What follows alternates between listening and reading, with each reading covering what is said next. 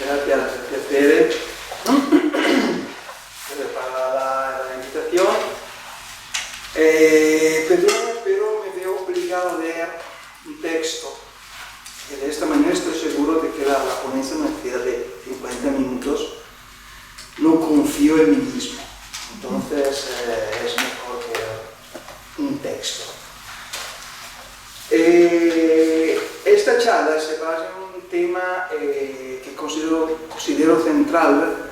Como sabéis, pasaron 4 años desde la aprobación del nuevo Estatuto de Cataluña, liderado por el gobierno, liderado por el socialista Maragall, por parte del Congreso de los Diputados y desde el referéndum confirmatorio del 2006 hasta la sentencia del Tribunal Constitucional de diciembre de 2010, que la rechazó parcialmente. Este rechazo en aquellas partes políticamente más sensibles, como sobre todo la del reconocimiento de Cataluña como nación, provocó una volcánica, un vulnus en latín, que llevó a la federación de 2 partidos de Retur más Convergencia Democrática de Cataluña hacia la ruptura definitiva con Madrid y desembocó en la elección de la vía independentista del proceso, como sabéis, gracias también a la amplia victoria electoral obtenida en 2000. Primera etapa, el deterioro del Estado autonómico. Hasta principios de los años 90, varios estudiosos sostenían que, yo cito Linz y Stefan, el problema de la legitimidad estatal española había sido abordado con razonable éxito y que el Estado autonómico español gozaba de una clara estabilidad política que podía servir de ejemplo para otros estados europeos. Sin embargo, poco tiempo después de estas afirmaciones, casi de manera repentina, a final del siglo XX, estallaron los conflictos entre las fuerzas políticas nacionalistas y el gobierno central, que alcanzaron gran intensidad al inicio del nuevo siglo. Estos conflictos comenzaron como pequeños riachuelos y se transformaron en auténticos ríos, demostraron rápidamente cómo las contradicciones inherentes al compromiso constitucional español habían dejado esencialmente sin resolver la cuestión territorial del Estado. Esta cuestión territorial está basada en una organización regional sustentada en un acuerdo entre los principales partidos españoles, limitados a pocos puntos y carente de definiciones claras. La cuestión española, sabéis bien, es de hecho una carta abierta, no exenta de ambigüedades. En ella se percibe el papel no menor desempeñado por los dirigentes de la cúspide del antiguo movimiento falangista, además de los representantes de los partidos democráticos. Los dos frentes estaban unidos por un pacto político destinado a la recomposición del país y que en su momento giraba en torno a la relación entre los centristas ex-franquistas del CD, de Suárez, los socialistas del PSOE, algunos sectores de la izquierda y los moderados catalanes. Por estas razones, el fruto de dicho pacto es claramente identificable en los debates durante la elaboración de la Constitución. Precisamente por esto, las decisiones relativas al estado de las autonomías siempre se han tomado mediante acuerdos previos entre los principales partidos, el PP y el PSOE. En esencia, 20 años después del final de la transición hacia la democracia, ya comenzaba a desmoronarse la invención de la Constitución de 1978 y del estado de las autonomías.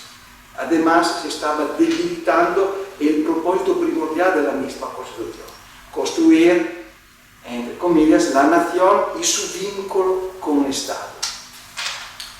El riesgo que pronto se materializó era el de un cortocircuito, como escribió de Blas Guerrero, del Estado autonómico concebido como, decía, un Estado equivalente de hecho a la forma federal, orientado a satisfacer las demandas regionalistas de la vida española y a contribuir a la integración de los nacionalismos periféricos que sin embargo rechazaban una única forma de descentralización, según el modelo federal clásico. De hecho, aunque es cierto que la llamada tercera fase del proceso de descentralización estuvo marcada por acuerdos ya establecidos en una fase anterior, los denominados Acuerdo Autonómico de 1992, en materia como sanidad, educación y enmarcados también en el contexto político de la Unión Europea y la moneda única, estos avances abrieron la puerta a dificultades en la relación entre el gobierno central y las comunidades autónomas. Sin embargo, a final del siglo XX, como ha señalado con gran acierto Franco Valdés, el desarrollo de este Estado autonómico se parecía muy poco al proceso que había evolucionado en las 2 décadas anteriores. Por un lado, se había incrementado la tendencia a ampliar las competencias descentralizadas y por otro, el sistema descentralizado había adquirido una forma líquida que estaba evolucionando hacia dinámicas asimétricas en constante redefinición, tanto en términos verticales, relación entre el centro y las comunidades autónomas, como horizontales, como entre las propias comunidades autónomas. De este modo, las comunidades autónomas habían fortalecido de manera significativa sus administraciones y, más general, su poder reorganizando sus propias estructuras y mejorando sus sistemas financieros. Pero los constitucionalistas sostienen que esencialmente se, desarrolló una confusa distribución competencial entre los diferentes niveles, lo que ha dado lugar a innumerables recursos ante el Tribunal Constitucional. Además, una defectuosa construcción de la composición y funciones de coordinación territorial, empezando por el Senado. Además, una financiación en los diferentes ámbitos de la administración general, autonómica y municipal que no satisface a nadie, decía un constitucional que se llamaba Santos. Por lo tanto, debido a estos hechos, hasta finales del siglo XX no pudo sino acelerarse el conflicto e endurecerse las posiciones políticas entre los partidos nacionalistas, particularmente los moderados, y los gobiernos centrales. Uno de los momentos clave que marcó el inicio de esta nueva fase de cambio fue la Declaración de Barcelona de 1998. En esta declaración, los representantes de los principales partidos nacionalistas, vasco, catalanes, navarro, gallego, expresaron su desacuerdo con el modelo de Estado y con la política españolista, léase centralista, del primer gobierno de Aznar. Según ellos, dicha política negaba la legitimidad del modelo autonómico al ignorar las características específicas de comunidades como Cataluña, País Vasco y Galicia. Ante la dureza de las críticas hacia las posiciones del gobierno, los representantes de los partidos nacionalistas reivindicaron la necesidad de definir un Estado de tipo confederal que reconociera la soberanía de las distintas naciones existentes en España y su derecho a la autodeterminación. Esta postura representó evidentemente un ataque directo a la Constitución que paradójicamente los propios catalanes habían contribuido a redactar, esto ya lo sabéis. El primer efecto de esta situación fue la aceleración del conflicto en aquellas regiones del país que tradicionalmente habían mantenido relaciones tensas con el gobierno central. El segundo fue la crisis de la denominada cuestión vasca, que se intensificó aún más en este nuevo contexto. La cuestión se reabrió de manera contundente en enero del año 2000, con la convocatoria de la tercera asamblea del PNV, menos de 2 años después de la declaración de Barcelona. En esta ocasión, los principios de autodeterminación y territorialidad fueron integrados en las directrices político-estratégicas del partido. En esencia, resurgió la tradición cultural del PNV vinculada a lo que algunos definen como la realpolitik, entre comillas, autonomista, junto con un cierto impulso soberanista. Más en general, la resolución de la Asamblea retomaba una proposición no legislativa aprobada por el Parlamento de Vitoria el 15 de febrero de 1990, en la que se reconocía el derecho de autodeterminación del pueblo vasco. La propuesta afirmaba que, cito, el pueblo tenía el derecho a la autodeterminación que residía en la potestad de sus ciudadanos para decidir libre y democráticamente su estatus político, económico, social y cultural. En este contexto surgió el Plan Ibarretxe, que se convertiría en un referente político-cultural clave para la posterior crisis catalana, casi una década después. El plan fue presentado públicamente en un discurso pronunciado por el lehendakari Ibarretxe el 27 de septiembre de 2002. En dicho discurso se anunció, cito, la próxima definición del estatus de nación libre asociada, del País Vasco, que implicaba de manera implícita que el reconocimiento de la comunidad autónoma como una libre asociación de la comunidad vasca con España, de la comunidad vasca con España. A esto se sumó el 12 de julio del mismo año la aprobación en el Parlamento Vasco del dictamen elaborado por la Comisión Especial sobre Autogobierno, que exigía al Gobierno Central que, cito, procediese a definir un proyecto y calendario de cumplimiento y desarrollo completo del Estatuto de Autonomía de forma unilateral por el propio órgano de representación. En esencia, se sostenía que si el Gobierno Central no daba respuesta a las demandas del Parlamento Vasco, este último otorgaría al Gobierno de la Comunidad Autónoma la facultad de ejercer unilateralmente las competencias objeto de la controversia entre ambas partes.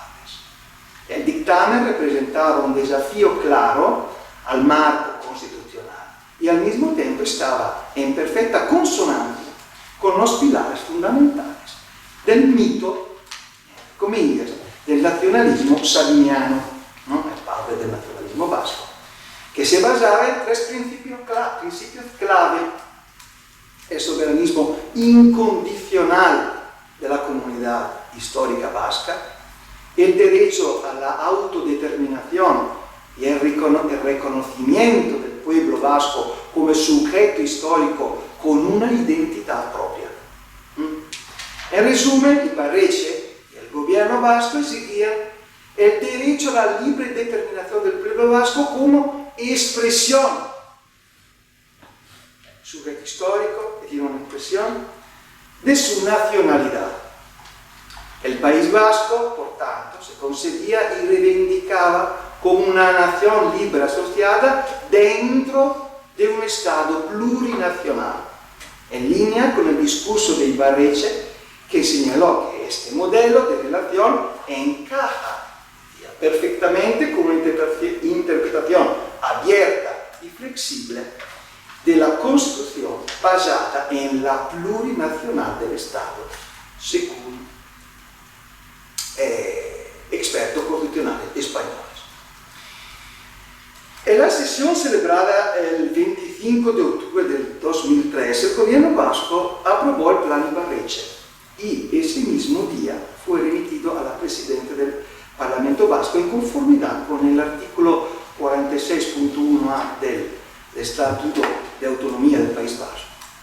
Pocos días después, el 4 de noviembre, la mesa del Parlamento Vasco dispuso su remisión a la Comisión Parlamentaria de Instituciones e Interior, así como su publicación en el Boletín Oficial del Parlamento Vasco.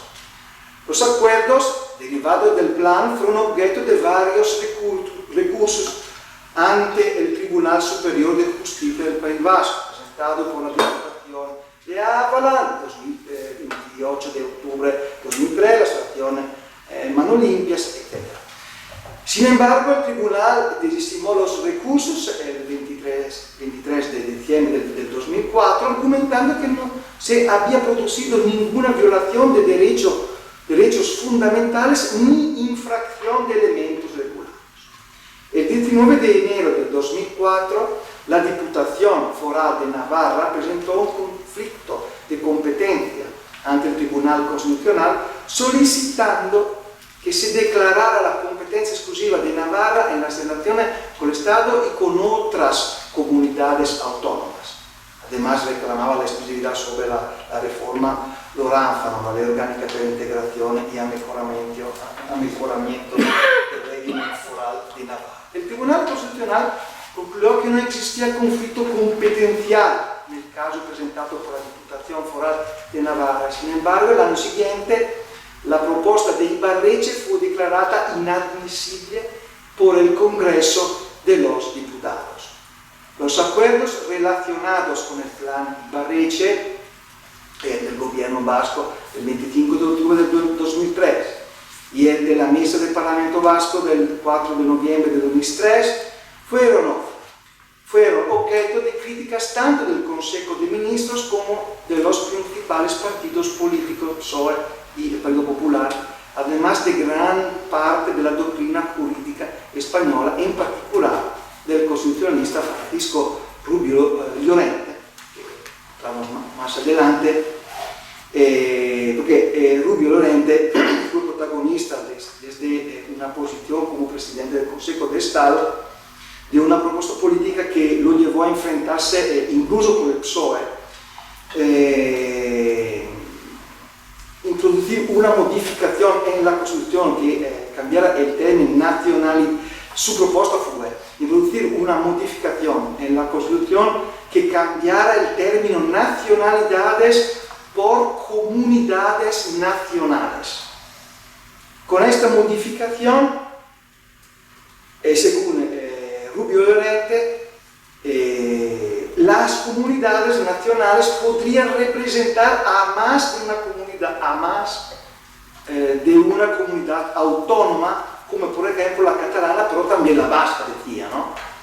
Pero es importante este problema de Rubio Llorente, cómo definir, ¿no? las nacionalidades. Cosas son las nacionalidades, no son, según ellos, comunidades nacionales, comunidades que se encajan con, ¿no? Comunidad y nación, ¿no? El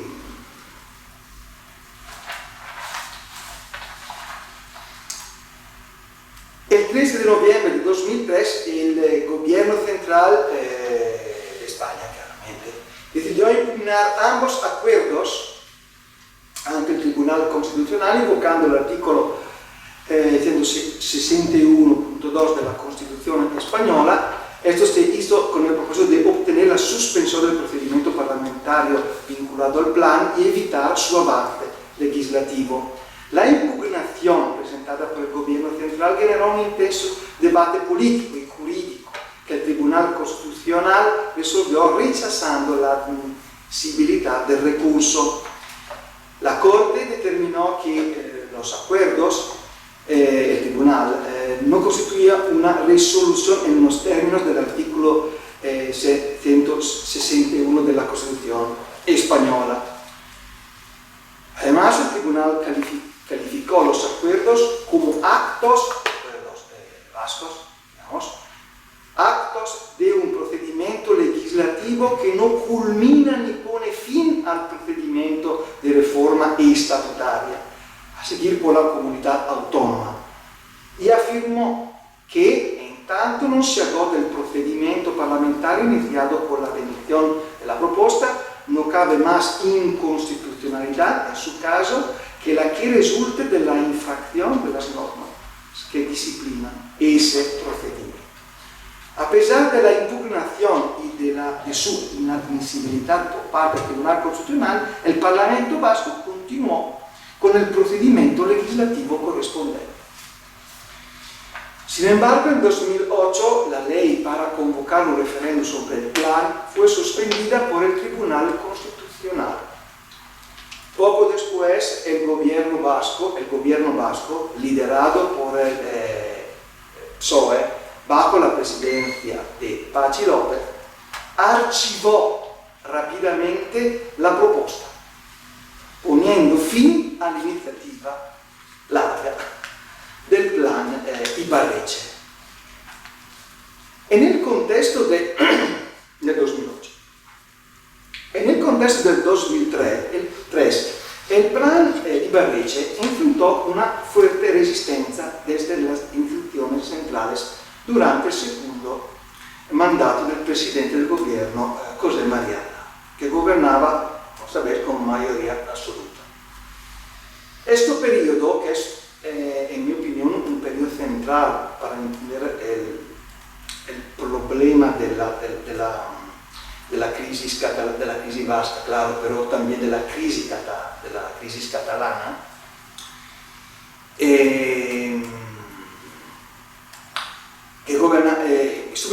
estuvo marcado por tendencia hacia la recentralización y conflicto significativo con el Partido Socialista, que estaba en la oposición. Sin embargo, el gobierno de Aznar también impulsó reformas clave como la del sistema financiero y el avance en la descentralización de competencias en materia de sanidad y educación, consolidando aunque de forma incompleta el diseño del Estado autonómico. En este año la postura del Partido Popular siempre había sido de oposición a la asimetría del sistema autonómico español, defendiendo una mayor uniformidad entre las comunidades. En contraste, el PSOE abogaba por un modelo más dinámico, basado en un proceso continuo de renovación y desarrollo del Estado autonómico, lo que reflejaba una visión más abierta a los cambios progresivos en el sistema territorial. En este marco, también comenzó a gestarse la crisis catalana, aunque con características diferentes del País Vasco. La singularidad catalana radica en su historia de colaboración más estrecha con los partidos estatales durante el proceso constituyente, lo que contrastaba con la dinámica de confrontación más directa observada en el País Vasco. En el mismo año de 2003, con las nuevas elecciones autonómicas catalanas y la formación de un gobierno de izquierda, la larga temporada marcada por Convergente y sobre todo por su líder Jordi Pujol, los socialistas catalanes consolidaron su fuerza y pusieron en marcha una estrategia de acercamiento entre el Partido Socialista de Cataluña, la izquierda catalana y la izquierda independentista. Esta acción política vio en la reforma del estatuto vigente en aquella época databa de 1979, el gran proyecto de futuro que podría cimentar y fortalecer la autonomía con respecto a Madrid. La estrategia se basaba en la convergencia de las direcciones políticas sobre la extensión progresiva del federalismo entre los socialistas catalanes y Esquerra Republicana. Este acercamiento chocó rápidamente con la orientación realista, práctica y pactista de Convergencia, tradicionalmente autonomista pero no secesionista, que se plasmó en la estipulación del llamado Pacto del Tinel. En las intenciones de los socialistas, este pacto consolidaría la política de la alianza del PSOE. De esta manera, el primer aglutinante de este proyecto fue precisamente la reforma del Estatuto de Cataluña. Este proyecto se elaboró en un periodo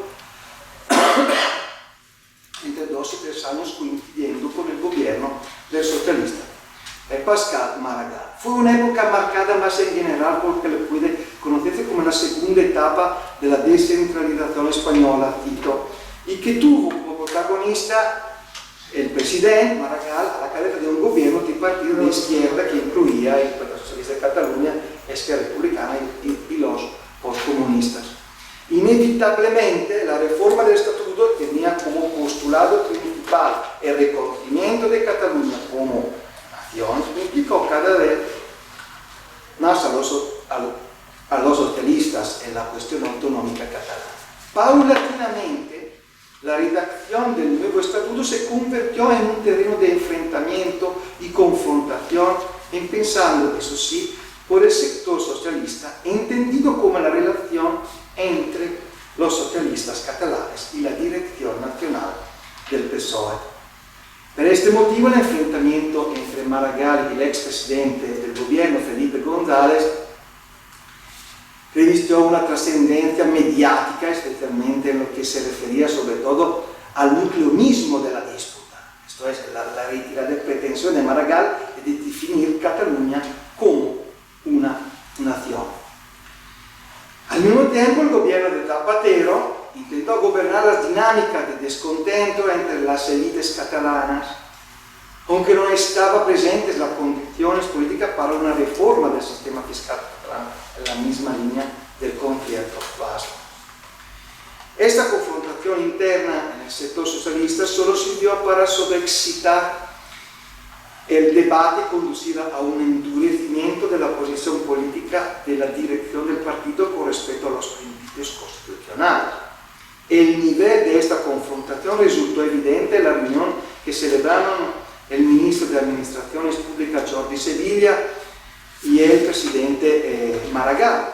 En esta confrontación, Sevilla intimó en cierto modo a Maragall a respetar los límites impuestos por la Constitución y por lo tanto a no proceder con una intervención para modificar las leyes orgánicas, que son competencia de las Cortes, a no incluir en el nuevo texto la adopción del régimen de financiación del concierto vigente en el País Vasco y a no extender las competencias de la Generalidad a todas aquellas que no le eran atribuidas por la Constitución al Estado. Y por último, a no llegar a la imposición de la lengua catalana, ya que era una obligación que la Constitución atribuía al castellano. El nuevo Estatuto catalán. En esos mismos años, principios del siglo, se había puesto en marcha de manera simultánea un proceso de reforma de los estatutos a gran escala, en el que se veía implicada una parte importante de las comunidades españolas: Andalucía, Aragón, Castilla y León, Islas Baleares, Comunidad Valenciana. Entre estas reformas de los estatutos, la más interesante por sus evidentes referencias comparativas con la situación catalana era precisamente la de la Comunidad Valenciana.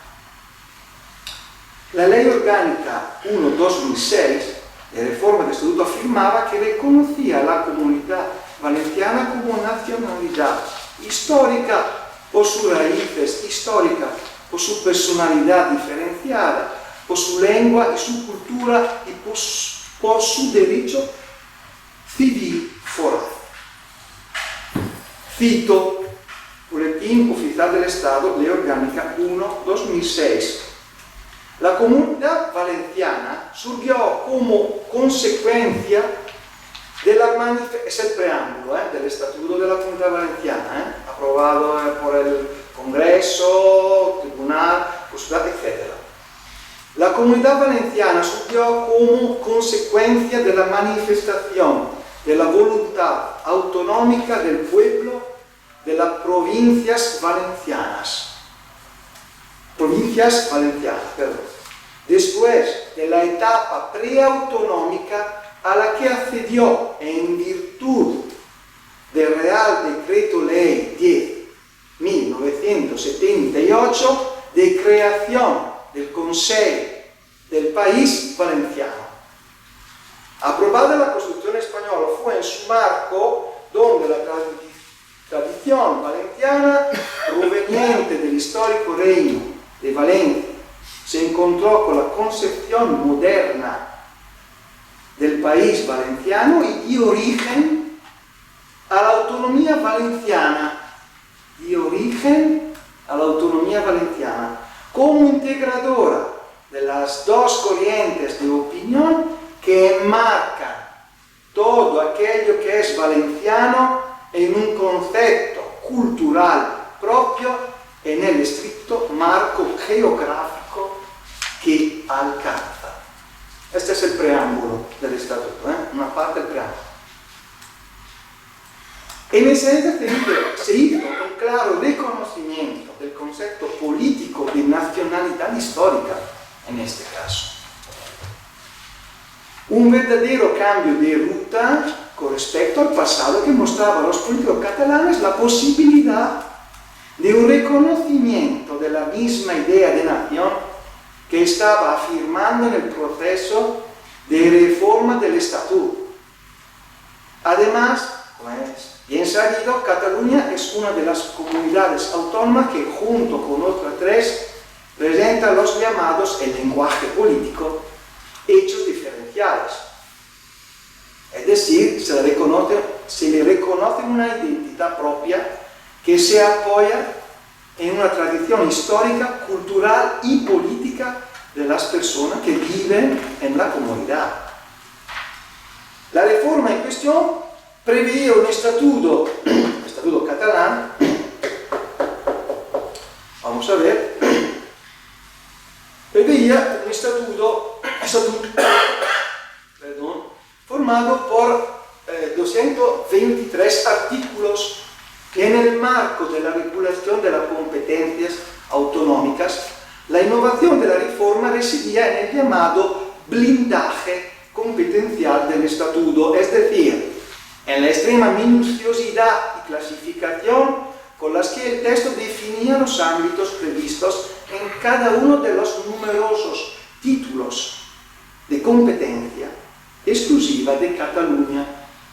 El texto reformado se estructuraba reformado del 1979, se estructuraba sobre elementos con rasgos típicamente confederales: el reconocimiento de Cataluña como nación, realidad nacional, cito, diferenciada dentro del Estado español, que expresa su derecho a decidir y sobre todo la reducción al mínimo de la presencia del Estado español en Cataluña, la introducción de la bilateralidad en las relaciones entre el Estado y Cataluña y la detallada presencia catalana en ciertas instituciones del Estado central.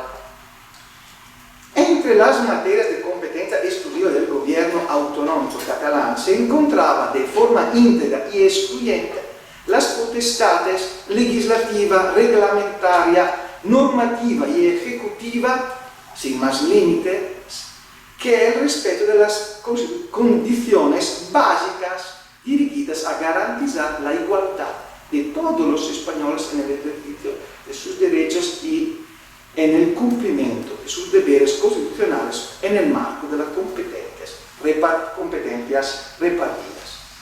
Mientras que el Estado central se encargaba de la determinación de los principios objetivos y normas mínimas, al Parlamento catalán le correspondía garantizar con una ley la eficacia normativa de las disposiciones estatales. Además, a la reducción de la presencia del Estado en Cataluña habría contribuido la creación gradual de un poder judicial catalán con un órgano propio, el Consejo de Justicia de Cataluña. A ello se añade la regulación del sistema de financiación financiación del gobierno catalán y su aportación a las arcas estatales. Al igual, ya en el sistema vasco, el nuevo estatuto preveía para Cataluña una financiación caracterizada por la bilateralidad y la supresión de la presencia fiscal del Estado. El principio rector era que la regulación de las relaciones tributarias y financieras se produjera de acuerdo con lo previsto en el estatuto. El gobierno catalán conservaba la capacidad normativa y la responsabilidad fiscal de todos los impuestos estatales de Cataluña, así como la potestad de administrarlos, cobrarlos, liquidarlos y comprobarlos a través de una agencia tributaria catalana creada ad hoc y también de una comisión mixta de asuntos económicos y fiscales, Estado-Gobierno catalán, de características confederales. Después de 2 años, el 30 de septiembre de 2005, finalizó la redacción del nuevo estatuto con la aprobación del Parlamento y el voto en contra únicamente de los representantes del Partido Popular. El texto resultante fue el fruto de un proceso caótico que se basó en la continua competencia al alza entre los nacionalistas de Convergencia y de Esquerra, que en algunos aspectos se les fue de las manos al propio presidente de la Generalitat, Maragall, y los socialistas catalanes que habían entrado en conflicto con el Partido Nacional. A pesar de ello, se consiguió alcanzar un acuerdo entre el nuevo presidente, el presidente del gobierno socialista Zapatero y el líder de Convergencia, Artur Mas. El 18 de junio de 2006, el Congreso aprobó el estatuto con el voto en contra, aunque fuera por razones supuestas de los diputados populares y los socios representantes de Esquerra, los cuales lo rechazaron en el último momento por considerarlo demasiado blando. El nuevo estatuto, tras una larga elaboración, llegó a las Cortes en su versión definitiva en plena fase de reforma de otros estatutos autonómicos. Decía, y fue legitimado por un referendo que obtuvo el 73,9% de los votos a favor, aunque se trató de una consulta marcada por una baja afluencia a las urnas, 48 más o menos por ciento. A distancia de pocos más de un mes, el 31 de julio de 2006, el Partido Popular impugnó el artículo 187 del Estatuto y formuló 225 observaciones, presentando recursos ante el Tribunal Constitucional. Lo mismo hizo el Defensor del Pueblo contra el artículo 112, el Gobierno de Aragón contra la Diputación Adicional, así como la Generalidad Valenciana contra el artículo 8 y 4 disposiciones, adhiriéndose también a este recurso del Gobierno de Baleares. El recurso del Partido Popular marcó el inicio de un conflicto generalizado que afectó al Tribunal Constitucional y que naturalmente pretendía reivindicar una posición política contraria a la desmembración del país. Pero al mismo tiempo era también una acción táctica contra la realidad catalana, puesto que los populares no dejaron de conceder su voto a favor de la modificación de otros estatutos, que por otra parte eran similares. De hecho, en 2007 se llegaron a aprobar nada menos que 5 reformas estatutarias.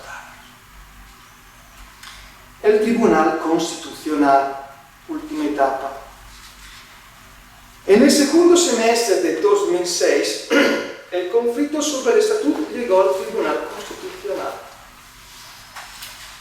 En este momento, el tribunal atravesaba un periodo en el que su relación con la sociedad no estaba siendo fácil. Y había sido varias las ocasiones en las que se había precipitado en la arena política. El Tribunal Constitucional puede considerarse un tribunal débil, en el sentido de que sufre, más que otras altas instituciones del poder judicial en Europa, la presión de la política. Por por supuesto, tal y como sucede con otros modelos, el modelo español hace partícipe al gobierno en la selección de los jueces. Y en consecuencia, el tribunal tiene un marcado perfil partidista debido a que las Cortes nombran a 8 de los 12 jueces. Y estos nombramientos responden a una política que a lo largo del tiempo inevitablemente se ha visto viciada de utilización. Por este motivo su composición es ahora, ya desde hace tiempo, el fruto de la elección de los dos partidos mayoritarios, PSOE y Partido Popular, que casi siempre han determinado una clara diferencia de orientación cultural entre los jueces miembros del tribunal. En la segunda mitad de la primera década del nuevo siglo, el Tribunal Constitucional se convirtió a menudo en objeto de fuertes críticas centradas en la estigmatización de una constante pérdida de autoridad, como por ejemplo la del influente constitucionalista Rubio Llorente, que acusó al Tribunal Constitucional de convertirse en un lugar donde los protagonistas del bipartidismo siguen la contienda política perdida en el Parlamento. Por eso, pero eso no es todo. Otro constitucionalista, Blanco Valdés, por ejemplo, ha ido incluso más allá, sosteniendo que los jueces eran percibidos por los ciudadanos como figuras designadas directamente por los partidos y que por tanto existía un problema de legitimidad del propio tribunal. Sin embargo, a finales de la primera década del nuevo siglo, la orientación progresista dentro del tribunal prevalecía ligeramente, gracias en parte a la postura del vicepresidente Jiménez, de formación conservadora, pero que en los últimos años había asumido un papel independiente con respecto a las orientaciones culturales internas del tribunal. En ese momento los jueces eran 10 y no 12 porque faltaban 2. Tenía que ser elegidos.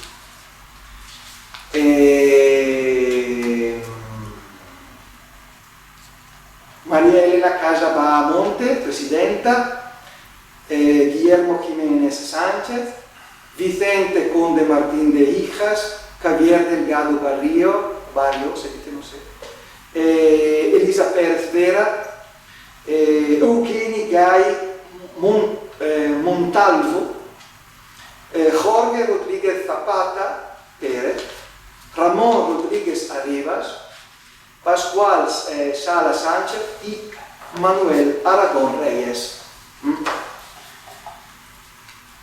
En efecto, mientras que la parte conservadora del órgano colegiado del tribunal se mantenía inamovible en su defensa radical de la Constitución, la orientación cultural progresista se veía atravesada por visiones doctrinales dialécticas, digamos dialécticas, entre comillas, cuando no opuestas. Sobre los conceptos de nación y de soberanía nacional. Este concepto encontraba tanto en Gregorio Pérez Barba como Francisco Rubio Llorente, dos pilares de la doctrina constitucional progresista española. Por una parte, había creado escuela la convicción de este último de que las reivindicaciones soberanistas, y ahora las catalanas, que se basaban en el derecho de decidir, negaban implícitamente la soberanía del Estado como Estado autonómico, en el que no se podía cuestionar el carácter unitario, pero en el que tampoco se discutía la descentralización y el autogobierno de las comunidades autónomas que debían ser defendidos.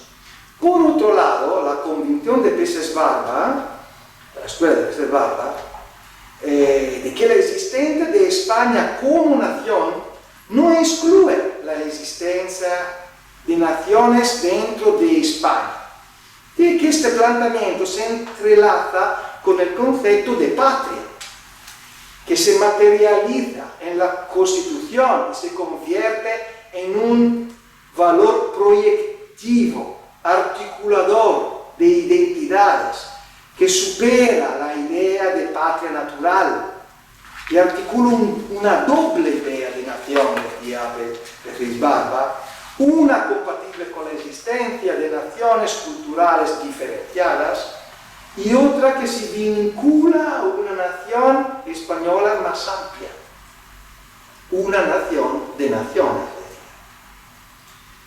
Más allá de los aspectos culturales brevemente mencionados, que fluyeron en la parte progresista de los miembros del tribunal, se produjo también la batalla política en el tribunal, que ejerció una fuerte presión sobre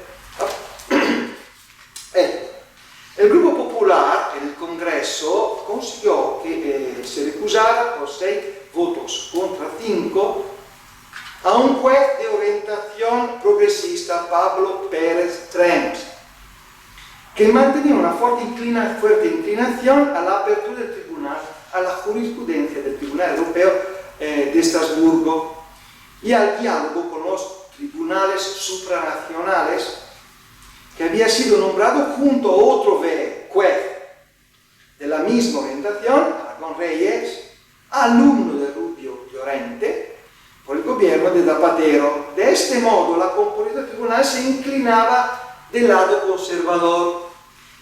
Precisamente por ellos, la recusación provocó un conflicto abierto, aún más áspero, entre los dos partidos mayoritarios, cuyo resultado fue el bloqueo de los nombramientos y por tanto de la renovación de un tercio de los nombramientos de jueces que había expirado. Por una parte, los populares tenían interés en que no cambiara el equilibrio interno del tribunal y por otra, los socialistas se opusieron a la entrada de otros jueces conservadores que habrían puesto en peligro algunas leyes importantes en ese momento que se acababa de aprobar, como la del aborto, por ejemplo. En el medio de este conflicto, en 2010, cayeron las candidaturas de Francisco Hermando y Enrique López, juristas próximos a los populares. Por estas razones quedaron 10 jueces. Esta situación fue la condición previa para que se produjera una nueva crisis del Tribunal Constitucional, amplificada por la acusación de deslegitimación expresada en aquellos momentos por algunas fuerzas políticas, especialmente por Esquerra Republicana. Final. Anatomía de la sentencia. 31-2010. El tribunal experimentó cambios, pero también en cierta medida sufrió inquietudes que lo situaron en un estado de estancamiento. Esta condición hizo que la presidenta Casas Bahamonde ejerciera una acción de mediación aún más intensa en relación con el vicepresidente Jiménez, que había votado anteriormente con la parte progresista del tribunal contra un recurso sobre el Estatuto Valenciano y también en relación con el juez progresista Aragón Reyes, verdadera acuya de balanza. Se dice en castellano acuya de balanza, ago de bilancio en italiano, Fiel de balanza. fiel de balanza. En numerosas ocasiones, tras 4 intentos de formulación de una propuesta de sentencia, borrador, la de Pérez Vera fue la primera que sometió a votación, tras 4 intentos. La proposta de Pérez Vera aceptaba la controvertida atribución de nación contenida en el preámbulo del reformado Estatuto de Cataluña y anulaba 15 artículos relacionados con el fortalecimiento del poder judicial catalán y remitiva interpretación otro 20. Pero, incluso esta ponencia ponente fue rechazada por el pronunciamiento en contra del juez Aragón Reyes, quien de esta forma se sumaba de nuevo a la orientación expresada por la parte conservadora. Su orientación en ese momento era clara y estaba en línea con cierta doctrina del sector progresista. No aprobaba la referencia explícita en el Estatuto de Cataluña como nación. El problema es el mismo. Después de que se produjera también el fracaso de la quinta proposta de sentencia de la jueza Pérez Vela, llegó el turno del vicepresidente Jiménez de revestir el papel de nuevo ponente, probablemente gracias al papel de mediador que de alguna forma había adquirido. Como ya se ha dicho, también había demostrado su independencia en varias ocasiones desde que ocupó el cargo en 2004. Sin embargo, el sexto borrador, que mantenía parcialmente la propuesta de Pérez Vela y que preveía la inconstitucionalidad de una veintena de preceptos y la admisión de otra veintena de forma restrictiva, fue retirado por el mismo ponente.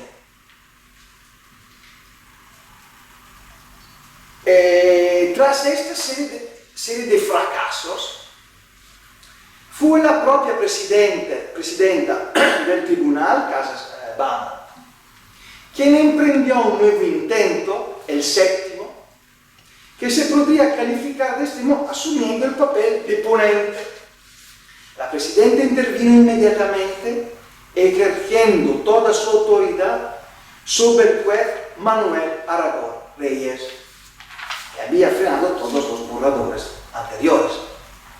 De hecho, también el borrador de Casa Bahamonte contenía la aprobación de un término nación en el preámbulo del Estatuto catalán, aunque por razones de mediación, también se afirmaba en la ponente que carecen de eficacia jurídica e interpretativa las referencias del preámbulo de Estado de Cataluña como nación, así como la realidad nacional de Cataluña, dada la clara y disoluble unidad de la nación española afirmada en la Constitución. Desde el punto de vista tal no documentativo se adhería de alguna manera a aquella literatura constitucionalista que sostenía que los preámbulos de las constituciones no se aplican, sino que son su marco cultural y que respondía a un intento extremo de ponerse de parte del sector conservador.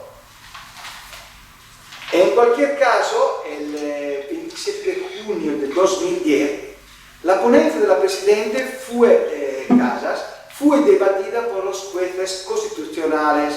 El texto intervenía en 14 carencias o vicios de constitucionalidad en los artículos que componían el Estatuto catalán y en otros 27 preceptos que deberían considerarse como reinterpretables por el tribunal. La reunión del Tribunal Constitucional, con algunas pausas, duró todo el día y los magistrados votaron la propuesta de sentencia por partes, por bloques. El primer bloque se refería al preámbulo del Estatuto, el segundo los preceptos inconstitucionales y el tercero era el de las interpretaciones de artículos de conformidad. El primero, el que se refería al preámbulo, que fue objeto de numerosas discusiones, fue rechazado por el tribunal gracias a la enésima intervención del juez Aragón Reyes en apoyo del sector conservador y por tanto de los motivos de los recursos imprimidos por el Partido Popular. La votación sobre la segunda parte se resolvió con la declaración de inconstitucionalidad de 14 artículos y la votación de la tercera parte se concluyó con 6 votos a favor y 4 en contra, gracias a una gran labor diplomática y de limado que mantuvo unido el sector progresista. Además, al final, 4 magistrados del sector conservador anunciaron un voto negativo sobre la sentencia. Las posiciones centralistas en el seno del tribunal resultaron derrotadas y en la sentencia final se pusieron de manifiesto las posiciones anti-independentistas y anticonfederales, no solo de los jueces del sector conservador, sino también de algunos jueces próximos al Partido Socialista. Una sentencia que no estaba en consonancia con las pronunciadas sobre el Estatuto Valenciano. Por lo tanto, solo se rechazaron 14 artículos de 223, pero estos artículos conformaban la parte más relevante desde el punto de vista político, esencialmente las características confederales del Estatuto. Así, además de la inclusión del término nación catalana, se derogó la decisión de reducir al mínimo la presencia del Estado español en Cataluña, la competencia íntegra y excluyente de la potestad legislativa y reglamentaria, así como la función ejecutiva, y el Parlamento solo se le atribuyó la responsabilidad de la eficacia normativa y del desarrollo de las disposiciones estatales, y por consiguiente también se rechazó el intento de introducir de forma gradual un poder judicial catalán y la racionalización del sistema de financiación del gobierno catalán en su relación con las arcas estatales. De la misma manera se rechazó la adopción del concierto y la supresión de la presencia fiscal del Estado en Cataluña. Sin embargo, el gobierno conservaba la capacidad normativa y la responsabilidad fiscal sobre todos los impuestos estatales de Cataluña, así como la facultad de administrarlos, recaudarlos, liquidarlos y comprobarlos a través de una agencia tributaria catalana creada. Mas en general se bloqueó la apuesta por la bilateralidad en las relaciones entre el Estado y Cataluña y se redujo la presencia nacional catalana en determinadas instituciones del Estado. Así, aunque las posiciones más conservadoras de los jueces fueron derrotadas, la sentencia desencadenó una espiral de alta radicalización y politización que, en cierto sentido, llegó a deslegitimar al tribunal e instiló, cito, en la opinión pública la convicción de que la decisión de los jueces mermaría la autonomía catalana. Por estos motivos, la sentencia, aunque incidía sobre algunas partes importantes, pero no en la estructura general del nuevo estatuto, fue interpretada como profundamente anticatalana. He terminado. Gracias.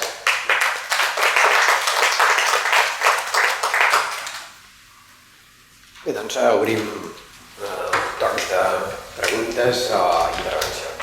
Ricard, i després Martí.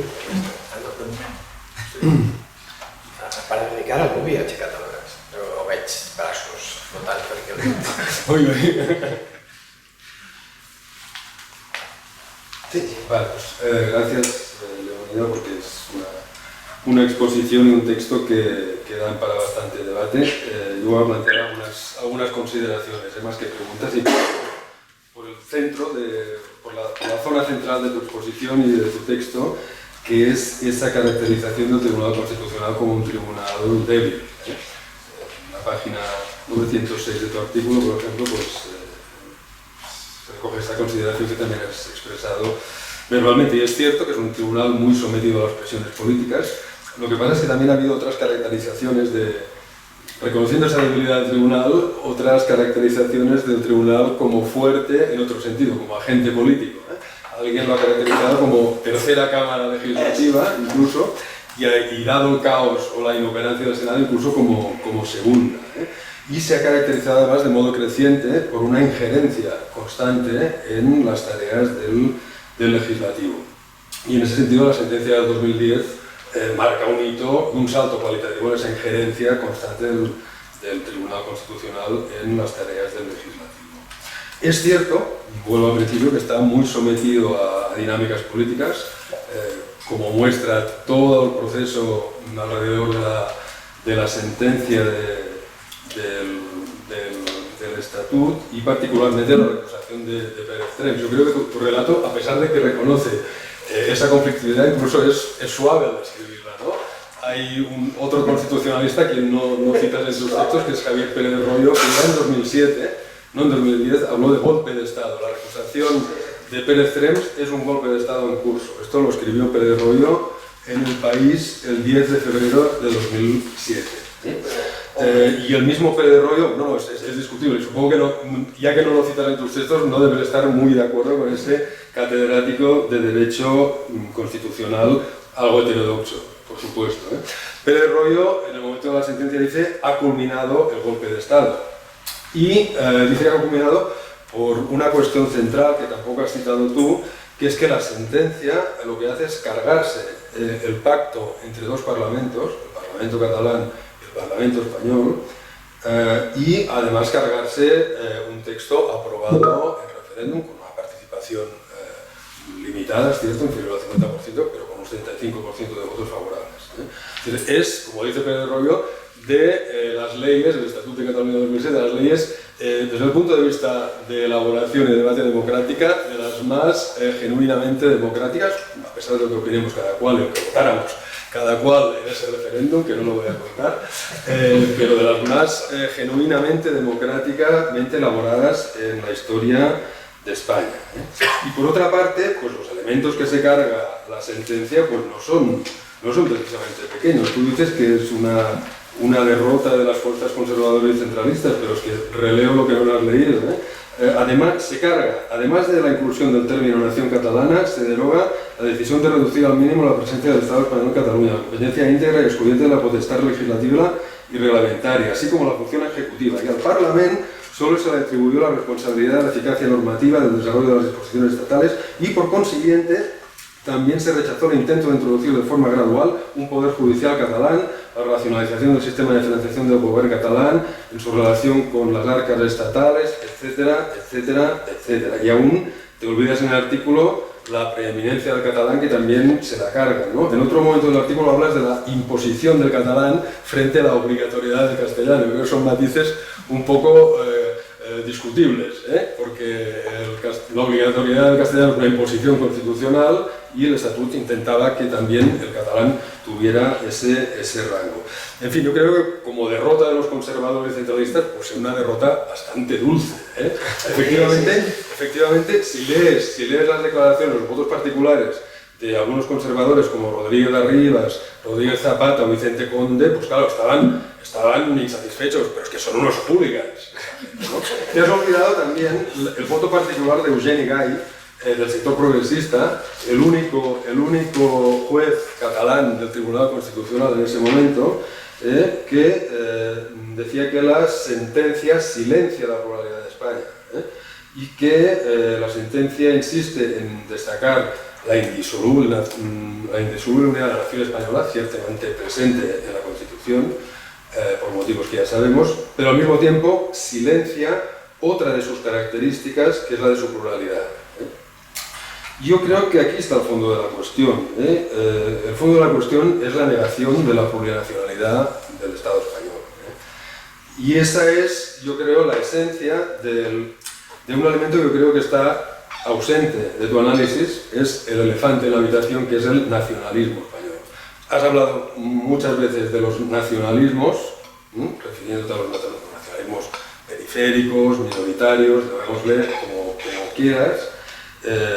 Han aparecido en tu exposición, creo yo, como disruptores de una cierta armonía constitucional, aunque al principio yo creo que con mucho acierto reconocías que la Constitución española no había solucionado el problema territorial, había sido un fruto de consenso entre sectores políticos muy diversos y ahí quedaban abiertos muchos caminos, pero claro, es que sin tener en cuenta el nacionalismo español, su rechazo feroz del reconocimiento de la plurinacionalidad, sea ese nacionalismo explícito o banal, sea conservador o progresista, no sé dónde situaría ahí a Felipe González, pero sí que es un gran nacionalista español, Claro, sin ese elemento no podemos comprender una crisis catalana que yo más bien denominaría crisis española, que todavía no está cerrada, ¿no?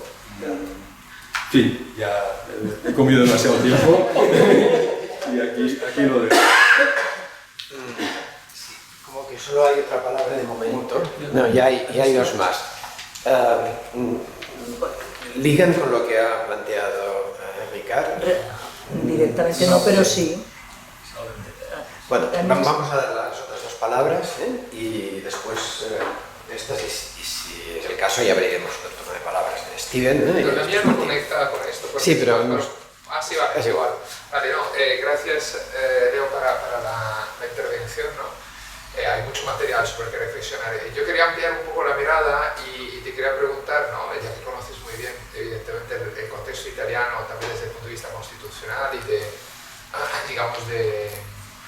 organización del Estado, y pensando, por ejemplo, justamente en el debate que hay sobre, ¿no?, la reforma constitucional, digamos, la legge Calderoli sobre, digamos, federalismo al estilo de la Liga, para así llamarlo, pero también... Federalismo. Sí, bueno, ahora justamente eso, lo que me interesaba un poco que pudieses, ¿no?, contarnos algo y al respecto, pero sobre todo estableciendo un paralelismo, ¿no?, con las dinámicas españolas, algunas de las cuales las has mencionado. Entonces, teniendo en cuenta evidentemente que hay, ¿no?, una constitución que es distinta a la española, una organización del Estado distinta, pero entonces hasta qué punto podemos ver unos paralelismos, si acaso de qué tipo, y en cambio donde hay diferencias, pensando también en cómo se desarrolló el proyecto que ha llevado a la ley Calderoli, es decir, los referéndum consultivos, ¿no?, en Veneto, Lombardía, ¿no?, en 2017. Entonces, bueno,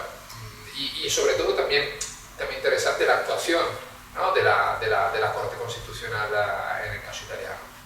Entonces, si hay algún paralelismo que se puede establecer o no, y hasta qué punto, ¿no?, y un poco quizás cómo los actores también se han movido de forma distinta, teniendo en cuenta que el marco constitucional no era exactamente el mismo. Sé que es complejo, pero algunas pinceladas... Bastante, sí. Bastante. Yo soy un historiador. A través de tu intervención, me he dado cuenta de que debes de haber adquirido un conocimiento bastante notable, principalmente de la media de lo que podemos tener aquí, de los diversos magistrados, de cada uno qué papel juega y demás. Y estamos muy acostumbrados, y esto es un vicio de aquí, a catalogarlos como progresistas y conservadores, cuando en realidad a lo que responde es al partido que los ha nombrado y no a una ideología claramente definida. A mí me ha costado en ocasiones, de mayoría aparentemente progresista, defender que en el Tribunal Constitucional había una mayoría ciertamente progresista. Veía una mayoría nombrada por el Partido Socialista, pero eso sería otra cuestión. ¿Te atreverías a hacer un planteamiento de cuáles son las divisiones ideológicas, no las simplemente que responden al partido que los ha nombrado, dentro de ese Tribunal Constitucional? Porque efectivamente yo creo que allí operan más de un elefante. Aparte de que, por la temática de lo que nos estabas contando, efectivamente aquí de lo que estábamos hablando era de nacionalismos. Pero a mí me ha dado la sensación también de que eso se rompía con otros temas. Y en una parte de tu intervención ha aparecido, había otros temas que se estaban en discusión y por eso se pretendía que determinado magistrado, no recuerdo el nombre, no sé, saliera del... Y me estoy refiriendo a los que han tenido que ver con libertades civiles en general, que es donde tampoco se ha podido apreciar ese juego a dos. Entonces, si te atreverías tú a hacer un juego a 3 o a 4 dentro del Tribunal Constitucional, sí, más allá de las votaciones, porque al final las votaciones es sí o es no.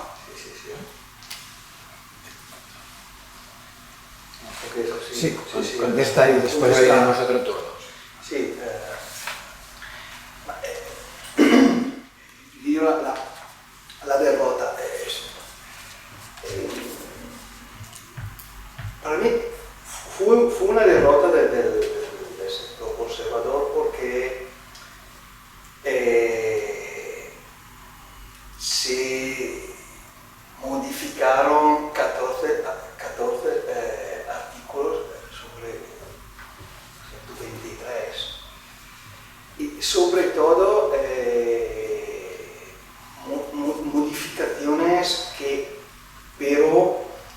mantenían,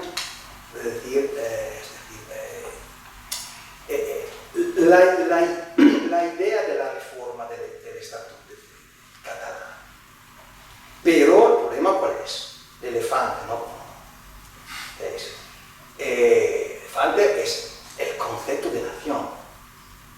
¿Por qué el tribunal prueba el concepto de nación en el caso valenciano y no en el caso catalán? Esta es la pregunta. Y en mi opinión es un problema político. Y luego, como todos los problemas políticos, son problemas en aquel momento. En aquel momento, en aquel periodo, en aquella no sé, temporada política, por ejemplo, ¿no?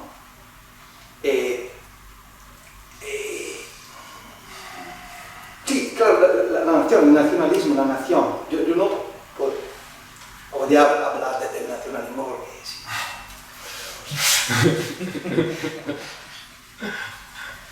Ya toqué 20, 25 argumentos distintos, 30 es demasiado, ¿no? Sí, claro, pero el concepto, en mi opinión, el concepto de nación, que es un concepto político, que en este caso es un concepto constitucional, ¿no? Y hay sí, claro, son representantes, jueces son representantes, ¿no? En Italia, los se sabe que el Tribunal Constitucional español se mantiene por un acuerdo de los partidos más grandes. Es así, porque eligen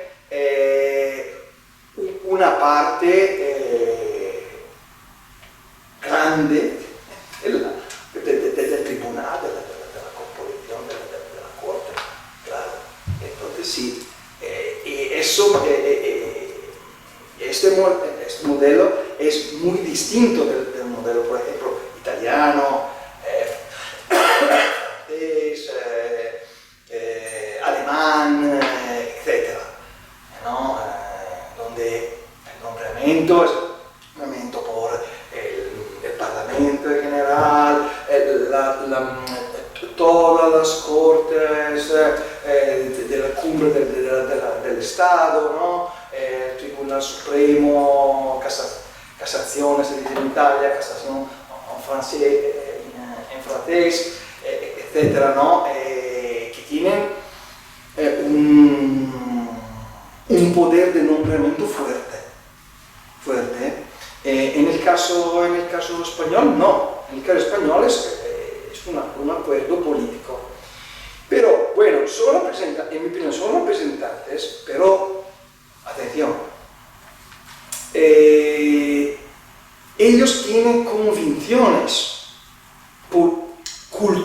culturales. Por ejemplo, en el ejemplo de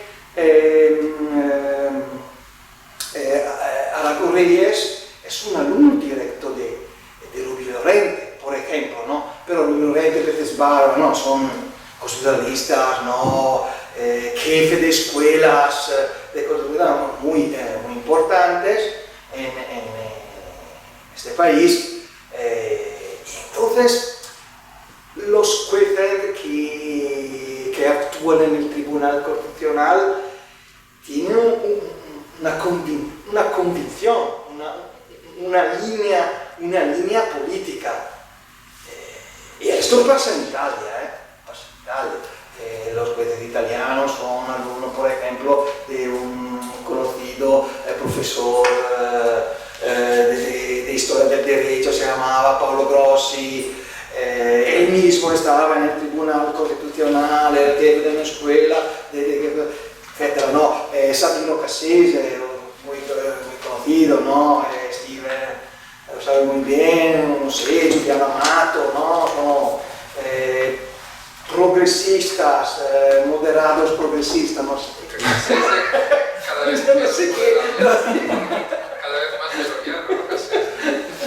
Pero tienen, claro, representantes, pero pero yo creo, y sobre todo en este caso, porque la presidenta Carla Baemonte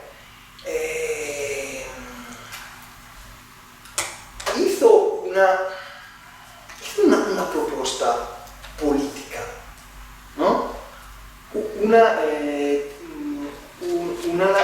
reconocimiento de Cataluña como nación y blindaje de los artículos confederales, ¿no? Para negociar con los demás, ¿no?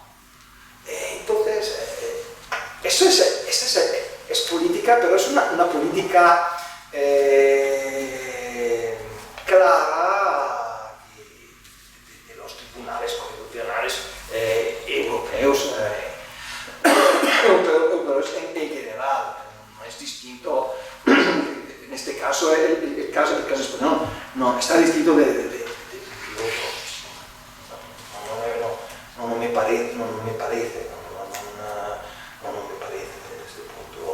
este punto de vista. Segundo, observación, me refiero a la intervención de Steven.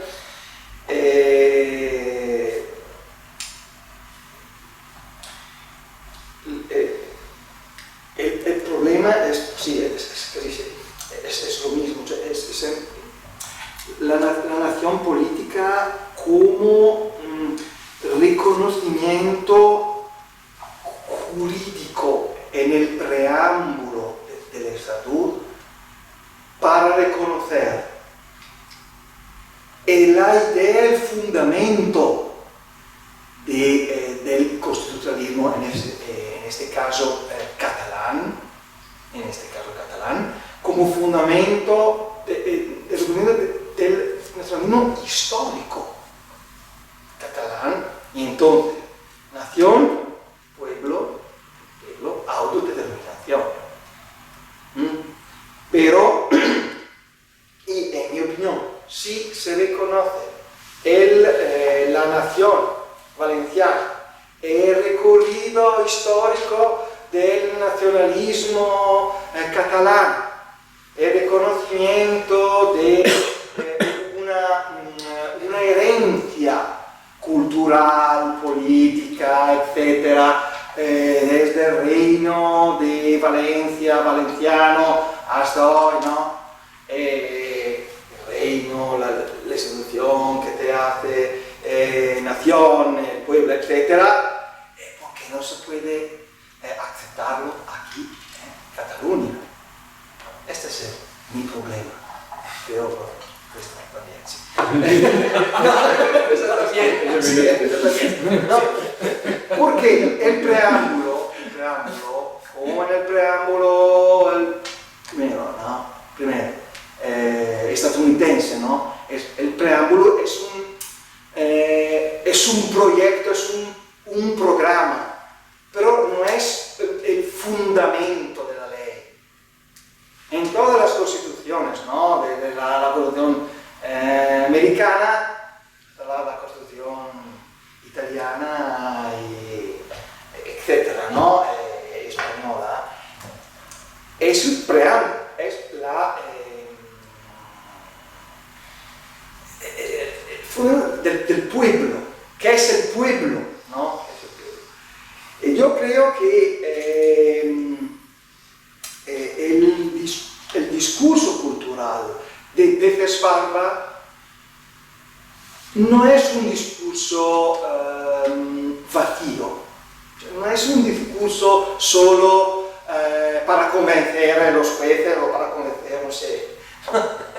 No, porque son naciones, nacionalidades, podría ser una vía, ¿no? una línea de interpretación política de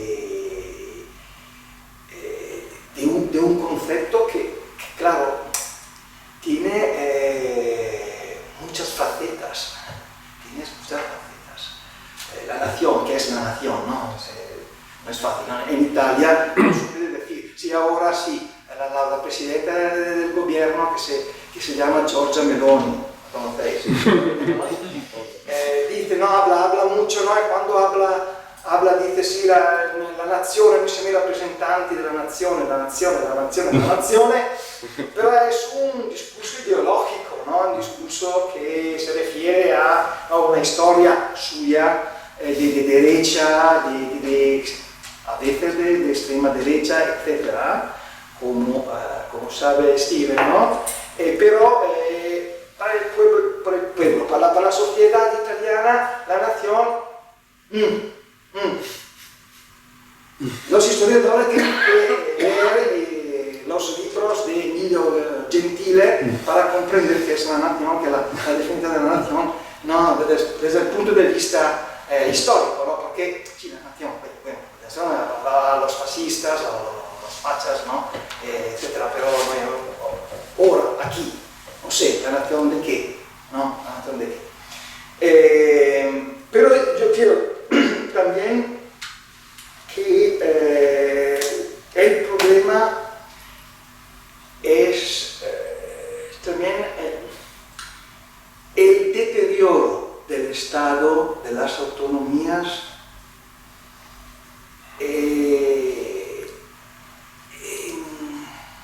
porque el problema verdadero es el deterioro del Estado autonómico, ¿no? Que genera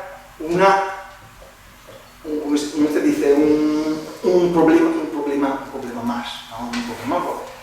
¿Por qué? Porque el deterioro del Estado autonómico, claro, pone de relieve la diversidad de las comunidades en España, la diversidad y sobre todo los privilegios de algunas, como por ejemplo el País Vasco, ¿no? La crisis catalana está muy ligada al modelo vasco, ¿no? Por ejemplo, ¿no? El concierto vasco es una cuestión muy importante para los independentistas catalanes porque representa un modelo de autonomía de las arcas de la región. Y las arcas de la región es un tema muy confederal y entonces muy estatal. El tercer problema es el modelo confederal. Bueno, el modelo federal alemán, etcétera, que está en Europa, está bien de momento. De momento está bien. Duro, sí, no. Pero en el caso español, el tercer problema es el problema de construir un sistema federal, pero ¿cuál? Porque se puede construir un sistema confederal.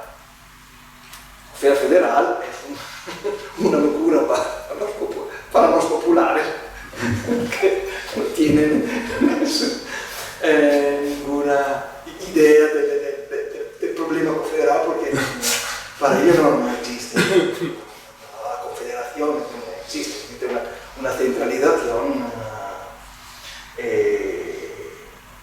Ese es el tercer problema.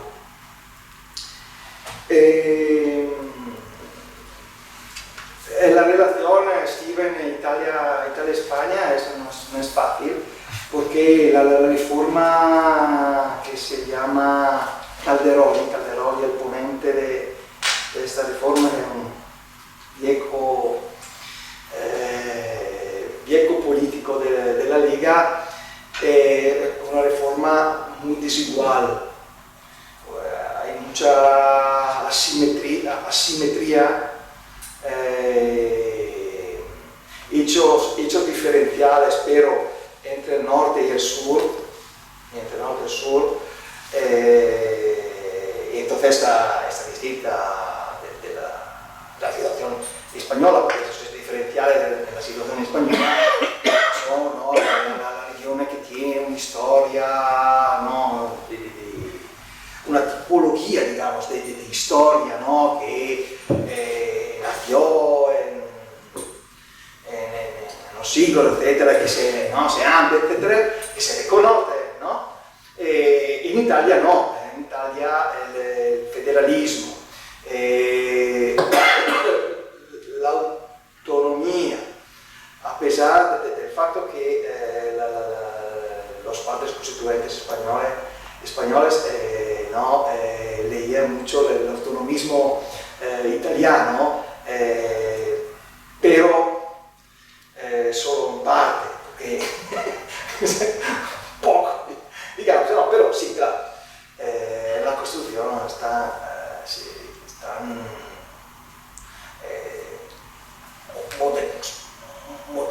modelos de la autonomía, de la teoría de la autonomía italiana, pero en Italia el problema es norte-sur, ¿no? Una oposición, un conflicto permanente de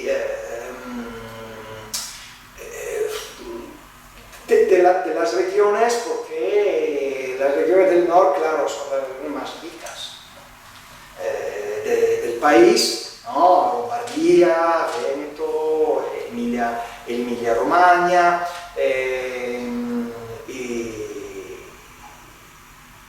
las del sur no. Entonces hay un problema de este tipo que en España no pasa lo mismo. Tiene una historia diferente, pero en la Constitución italiana hay muchos carácter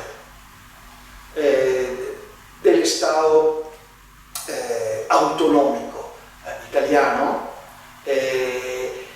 pero que no se aplica, y sobre todo porque los políticos no tienen o no quieren tener una ¿cómo se dice? Una idea verdaderamente federal del Estado. Por ejemplo, ¿no? La cuestión de las arcas, por ejemplo, la cuestión del sistema fiscal, de los impuestos. En Italia no se puede hablar nunca de los impuestos federales de las regiones, no, porque el Estado piensa solo en una centralización, ¿no? Una centralización que nació en los siglos, ¿no? de Napoleón, digamos, ¿no? Y sobre todo en la Constitución italiana. La Constitución italiana es una Constitución centralista que reconoce la autonomía regional, pero es centralista. En casi todo es centralista. Y entonces, en el debate, en la confrontación, en la negociación entre las fuerzas políticas en el Parlamento, el problema de la construcción de un Estado federal, por ejemplo, la construcción de un Senado, ¿no? Que representa la territorialidad, por ejemplo, no existe, no se desarrolla en el debate político. Pero no pasa lo mismo en España, porque en España hay inevitablemente una idea de descentralización, una idea de relaciones políticas fuertes, ¿sí? A veces, con las comunidades autónomas, ¿no? En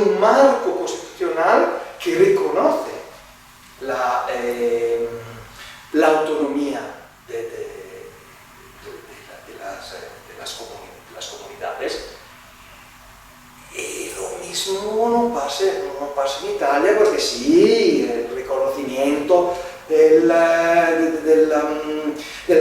regiones, de institución regional, bueno, etcétera, sobre todo en el sistema, por ejemplo, de la sanidad, que controla todas las regiones, ¿no? Controla el propio sistema de sanidad, por ejemplo, pero excepto el sistema de sanidad, el sistema sanidad, parte educativo, pero solo sanidad y las relaciones económicas, ¿no? Que controla, que gobierna el sistema de sanidad es todavía centralizado más o menos. Es un problema, pero excepto el sistema sanitario, los hospitales, etc., las regiones gobiernan los transportes, más o menos los transportes. Eso es. Y entonces